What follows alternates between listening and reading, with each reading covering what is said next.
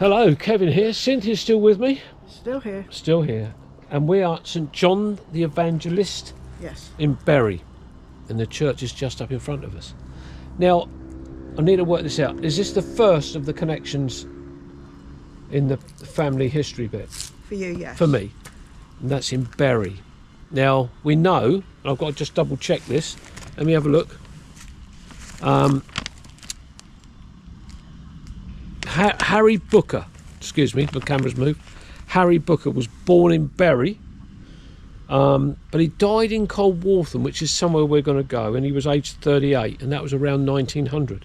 But he was born in Bury. We don't know where, but we are going to try and try and look around the graveyard to see if there are any other Bookers buried here. But we do know there are, well, at least they're supposed to be in Coldwatham, but we're going to have a look at that a little bit later. So anyway, let's go on in. Got through this gateway here. It says Commonwealth War Graves. We've got the memorial there to men that gave their lives in the Great War.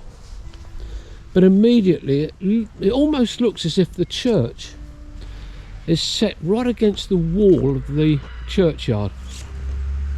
But it's under a partly tiled and stone roof. Now, St John's is perched on the bank of a high ground close to the river Arun, and it's in the village of Bury. The tower and the nave are 12th century, and the south aisles date from about 1200. The most notable features on approaching St John's is the broad shingled spire, which is very clear to see, and it looks like a broached tower. And it says it appears that it was built when the church roof was restored in 1603. But as you see on some of these churches is the size of the stone slabs on the roof. And this is the porch on the south side, which we will be going into at some point. And it looks like there was a little, almost like a piscina on the outside wall, but I don't think it would be a piscina. As you can see, the church walls are rendered in part, but they've allowed some of the stonework to show through. The porch is built of stone, but with very, very old timbers at the top here. Just look at that. Again, as I said, rendered walls, but with bits of the stonework showing through.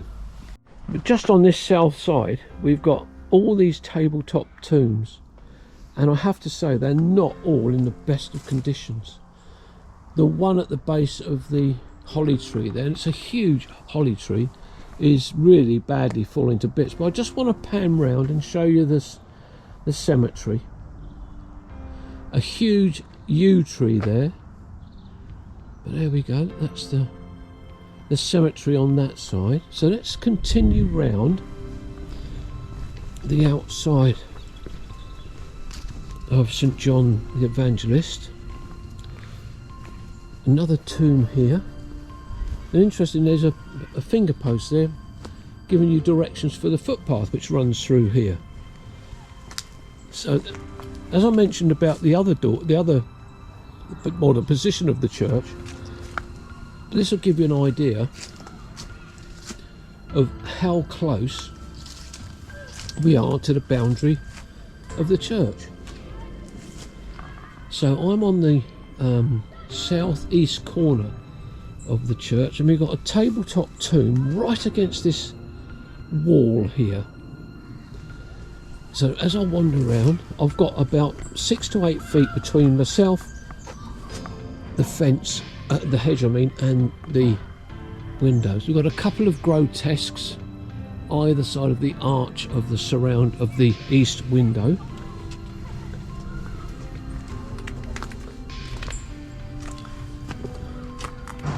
Just to my right hand side, I think this is all part of the private school that's here,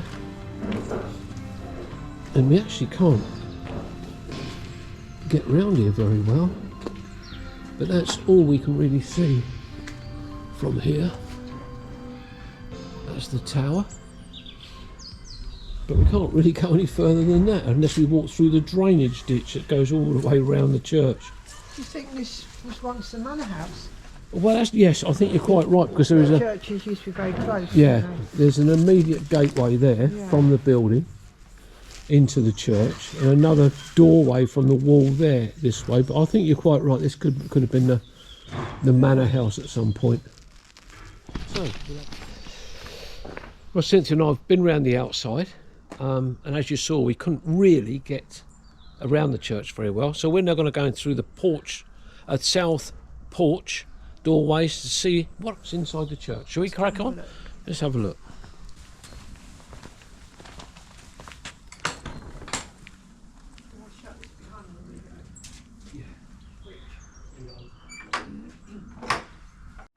Well, we're inside the church now, and a quick look round, and it's again a fairly plainish church, but not too bad. But just inside we've got this huge pillar of the first and second arches, and right by the side of that is the font. So I just want to have a bit of a wander around first, and then just have a look and see what we've got here. But something I noticed straight away is that, and there's some little marks there.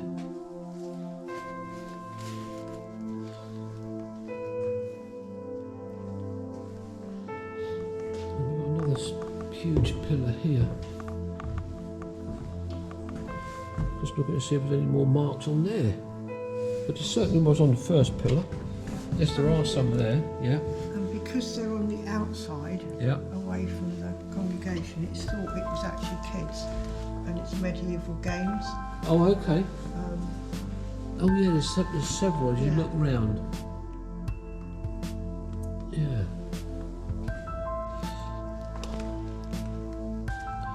Along with those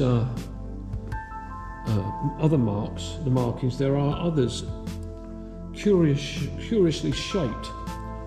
It has been, as Cynthia said, suggested they are medieval games. Just to my left-hand side, we've got the pulpit, and what looks like an extremely old trunk just there.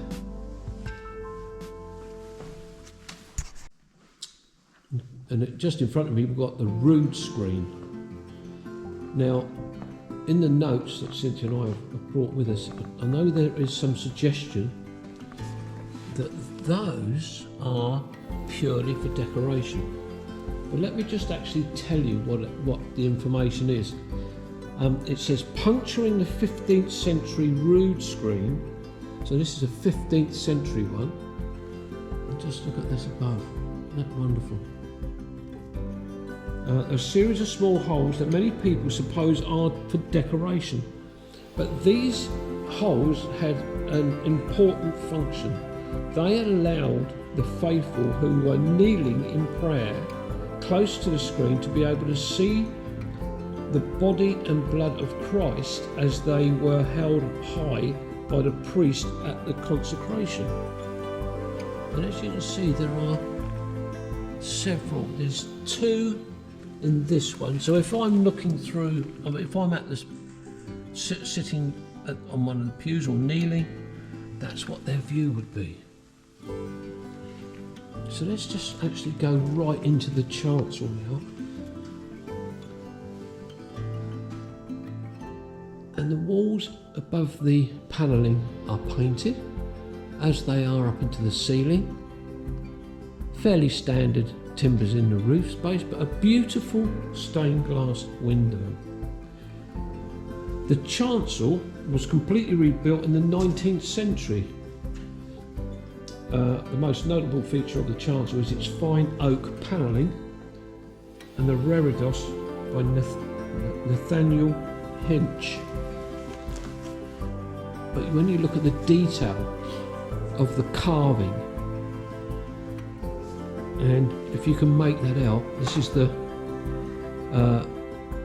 baby Jesus, Mary and Joseph in the manger with the cattle and sheep, and we've got the shepherds on the right hand side, and on the left hand side we've got the wise men, and there's a depiction of 2 camels there as well. Just to the right hand side there is a piscina just below this beautiful stained glass window, and it's again that's depicting 2 people in prayer. Well, just in front of us we've got the pulpit, and Cynthia was quite rightly pointing out that we're wondering if this is actually the original church pulpit, because look at it, it's very, very old. It's just made of wood panelling, very basic. Just look at this, and that's it, that's all you see. So let me just back down off of this again, because I just wanted to show you this. 2 original candlestick holders. And look at the, I'm sorry because the light is terrible, can't get into it, but just here we have got initials, look like TBH, and the date in the centre of 1628. So this has to be, we think, the original pulpit, but it's not. But it's not. Cynthia's found something on a board here. Yeah, in the 19th century, the Reverend King actually made this out of an old box pew. Oh wow! It's got the, so that date refers to the original box pew. He actually made it in the 19th century, but he boasted that he built it in a day. Oh right! And it's still here. Still here, still functioning. 150 years on. Yeah, that's amazing. As you say, not always what it seems. Not always what it seems. No, exactly right. But. Yeah. Early recycling. Early upcycling, yes, recycling. Yes. But something else you found out as well just now, that we assumed that the building next door was the old manor, and I think you said it was the old Bury Manor. Yeah. Or in the wall beside is a large arch. Where a door came in from Bury Manor. Next door. Well, we can't see an arch anywhere. Right, so the bits in pink, yep, they're 12th to 13th centuries. Yep. And then the blue bit, so that's the chancel. Chancel, yeah. That was 14th century. Okay. The rood screen. Yes. That is 14th century. Yep. And the yellow bit? The yellow bit's the porch. Yep. That's the 15th century. Oh, okay. Oh, that's really useful having something like that, actually. It'll give you a guide of what the ages are. So what's the green bit for? That's must be one of those windows. It must be that window there, I'm assuming. Yeah. Yeah. And what's that say? So that's 14th century. That's also 14th century. That's incredible. It is absolutely amazing. Old. Look at that. Yeah. And it does, there is a, in loving memory of Edmund Curry, late of West Burton, and Margaret, his wife. Wow, that's lovely. Absolutely beautiful.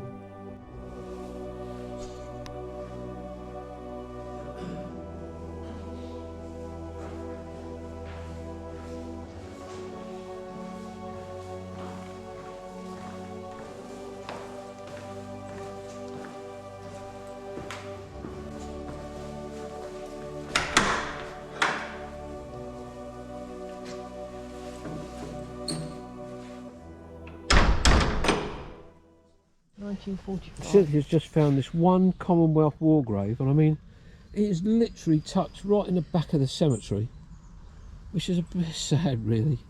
It's still cared for, though. It is, yeah. It's still read it. 1553523, Private T.E. Marshall, Pioneer Corps, 2nd September 1945, age 28. They shall grow... Not grow old. That grow old. Read that I left grow old. Grow old, yeah. I think it's quite sad being stuck right back here. But unfortunately, we have not found a Booker. Although it is very, well, it's impossible to read some of the headstones.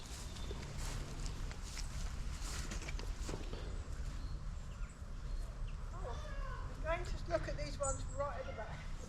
Okay, Cynthia's off over the back there, just have a look. But we were surmising that Harry Booker, his father George, may have been here working, and that's why Harry was born here.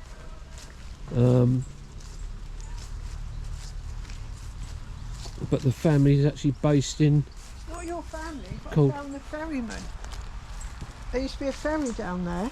Oh yeah, look at that. In loving memory of Robert William Dudden, the ferryman, beloved husband of Marion, died 2nd of February 1964, aged 81 years. Also his wife Marion died in 1966. Just look at this size of this yew tree here. It's huge. It spreads out for a long way, long way. That's astonishing. So Cynthia and I have finished at St John the Evangelist in Bury. Unfortunately couldn't find any ancestors' graves, but hey-ho. No ancestors. But not a bad Nice little spot. church, Nice yeah. little church, but strangely positioned, tucked right against the back of this little hillside here. But nice. It's nice. Yeah, Yep. it is. So we're going to go off to another one. Another one. Where are we going now? I don't know what we got left to do. Coldwatham Coldwatham. and Fécamp. That's it. Yeah. Okay. So shall we make a move? Let's go. Let's go. Okay. So we're going to head off back down the footpath and back to the car, and we will see you on the next one.